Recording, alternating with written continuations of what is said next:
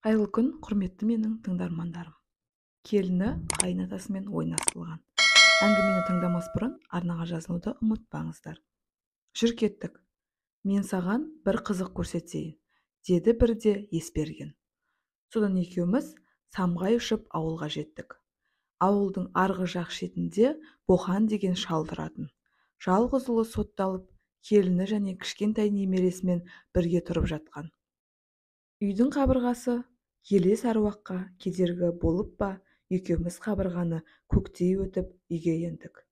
Пеш жағылатын ас бөлмеде кішкентай баласымен келіншек жатыр. Шал төргі бөлмеде еденге салынған төсекте ұйқы құшағында. Мұнда неге келгенімізді білмей аң-таңмын. Шынын айтқанда, біраз үйлерге өзім де кіріп көріп жүрмін. Таң қалатын ештеңе жоқ. Ұйықтап жатқан адамдарға қарағанда қызық болып па. Мұнда не бар, деймін Есбергенге қарап. Чш, деп ол ерініне саусағын апарып, даусыңды шығарма дегенде. Ау, бізді болсын болмасын ешкімді естімейді. Тіпті бар даусымен айқайласаң да ешкімнің құлағына кірмейді ғой, дедім мен таңырқап. Жә, дәңгірлеме, деді ол. Кішкене күт, сосын көресің қызықты. Біз бір сағаттай отырдық-ау деймін. Шынын айтқанда, елес таңмен жүргенде уақыттың қалай өткені онша сезіле қоймайды. Бір кезде төргі бөлмеде жатқан шал оянып, қақырынып түкірініп далаға шықты.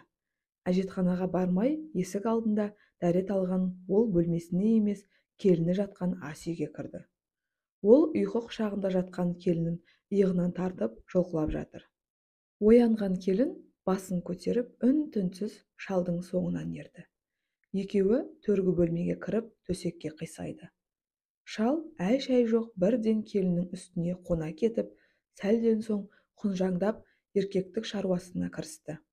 Болат деген сыныптас баланың үйіндегі видеодан көргендерім болмаса, ер адам мен әйелдің төсек жақындығын өмірі көрмеген, басым аузым ашылып аңырайып қарап қалыппын. Түн қараңғы болғанымен, елес тән үшін үйдің іші де, дала да сүттей ұйыған жарық. Ырсылға басқан шалдың екпінді қимылына сәлден кейін келіншектің аянышты ыңқылы қосылды. Көздерін тарс жұмып, екі қолын екі жағына жая шалқасына жатқан келіншек бар дүниені ұмытқандай рахатқа батып, баяу ғана ыңырсиды. Шаруасын бітірген шал бір кезде келіннің үстінен түсіп шалқасынан жатты. Көрпесі ашылыңқырап қалған. Келіншектің жалаңаш сандары жарқырап көрініп жатыр. Келіншек орнынан тұруға асықпайтын сияқты. Төсек ләззатының дәмін алғысы келгендей, ашық-шашық күйі керіліп біраз жатты. Орныңа бар, ана бала оянып кетіп жүрер, деді бір кезде шал. Келіншек орнынан сүйрелетіп тұрып ас үйге кетті. Қалай, деді Есберген маған қарап. Сұмдық екен, дедім мен. Туған келінімен қалай мұндай ұятсыздық жасайды? Өзі болса 80-ге келген шал. Онда тұрған не бар? 80-ге келсе де, шалың мығым, көрдің бе қимылын? Көптен бері осылай жасай ма? Дедім бір кезде. Мен білгелі 2 жылдай болды ғой деймін. Шалдың баласының аты Мұхтар. Ол ел ішінде рекет аталып жүрген адамдарды бопсалап ақша алатындармен қосылып, біраз дүниені бүлдірген екен. Содан ақыры қолға түсіп 10 жылға сотталып тынды. Кішкентай ұлы бар еді.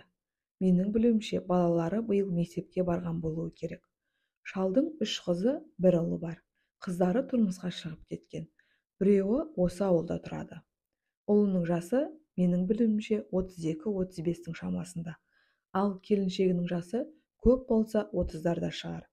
80-дегі шалдың 30-дағы келіншекпен жақындасуына ақылға сыйымсыз шаруа сияқты. Құрметті менің тыңдармандарым, арнаға жазылып, лайк басып, комментарий жазуды ұмытпаңыздар. Назарларыңызға рахмет.